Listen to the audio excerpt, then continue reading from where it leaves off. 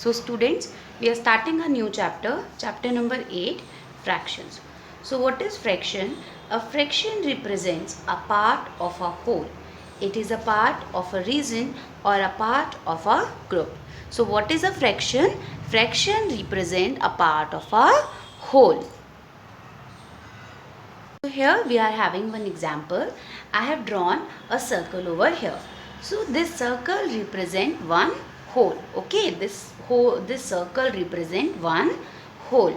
And when this whole is divided into 4 equal parts, then each part 1, 2, 3, 4. 4 part it is having, and then each part become 1/4, or you can say 1/4.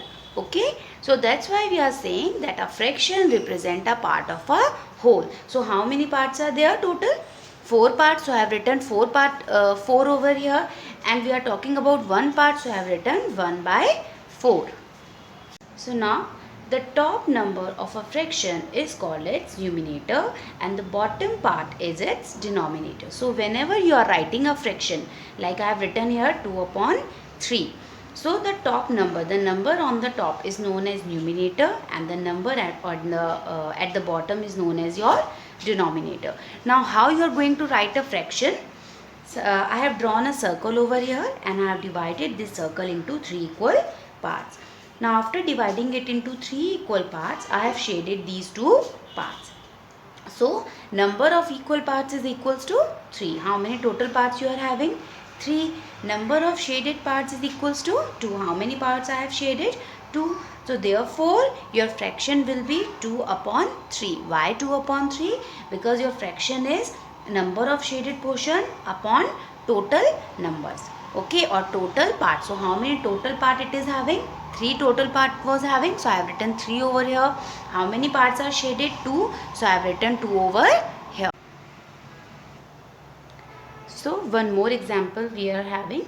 Here I have drawn one circle and I have divided, first I have divided it into 4 equal parts. Now out of these 4 equal parts, I have shaded these 3 parts. Okay. So you will write number of equal parts is equals to 4. Number of shaded parts is equals to 3. Therefore, we get the fraction as 3/4. Number of shaded parts upon number of equal parts. Okay. Now next is your types of fractions. First is your like fractions. Fractions that have same denominators are called like fractions. So if a fraction have same denominator, they are said to be like fractions.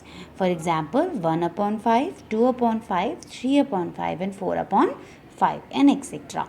Here you can see all of them having 5 as the denominator. So all are said to be like fractions. Okay.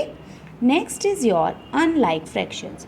Fractions that have different denominators are called unlike fractions. So if a fraction have different denominator, then the fractions are said to be unlike fractions. For example, 3/7, 2/5, 4/9, 1/3, etc. Here you can see each of them having different denominators. So these fractions are said to be unlike fractions. Clear? Third is your unit fractions. A fraction that has 1 as a numerator is called a unit fraction. So if in a fraction they are having 1 as a numerator, so the fraction is said to be your unit fraction. For example, 1/3, 1/7, 1/5, 1/8, etc. Here you can see all of them having 1 as a numerator. So they all are said to be unit fractions. Fourth is your proper fractions. The fractions that have numerators smaller than the denominators are called the proper fractions. So in a fraction, whenever the numerator is smaller than the denominator, so it is called your proper fraction. Here you can see numerator is 1 and denominator is 3. So the numerator is smaller than the denominator. So this is a proper fraction. Here also the numerator is 2 and denominator is 5, and the numerator is smaller than the denominator. So this is called a proper fraction. Okay. Next, fifth is your improper fraction. The fraction that have numerators greater than or equal to the denominators are called improper fractions. So if the numerator is greater than the denominator, then the fraction is called your improper fraction. Okay, for example, I have written 9 upon 2. You can see here the numerator is greater than the denominator. Numerator is 9, denominator is 2, and 9 is greater than 2. So this fraction becomes your improper fraction. Same with your 5 upon 3. Here 5 is greater than 3. It means the numerator is greater than the denominator. So the fraction is improper fraction. And last, sixth is your mixed fraction. When an improper fraction is written as a combination of a whole number and a proper fraction, it is called a mixed fraction or mixed number. So what is your mixed fraction? When an improper fraction, here I have taken an improper fraction 13 upon 5. Why it is improper? Because the numerator is greater than the denominator. So I have taken a fraction 13 upon 5.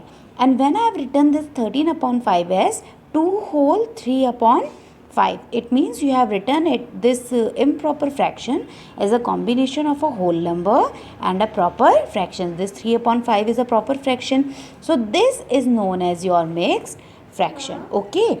One more is there, 17 upon 5. Okay. So here it is an improper fraction, and again I have written this improper fraction as a combination of a whole number. This 3 is a whole and 2 upon 5. This 2 upon 5 is a proper fraction. So this is known as your mixed fraction. So students, you have to write these definitions, that is a fraction definition, its example, and the other example I have given to you, this example, and the definitions of types of fraction like fraction, unlike fraction, unit fraction, and the more fractions we have done. Okay, that is improper, proper fraction, and mixed fraction. You have to write these definitions in your maths notebook. You can write from here also, or you can write from your book also. So thank you and have a nice day.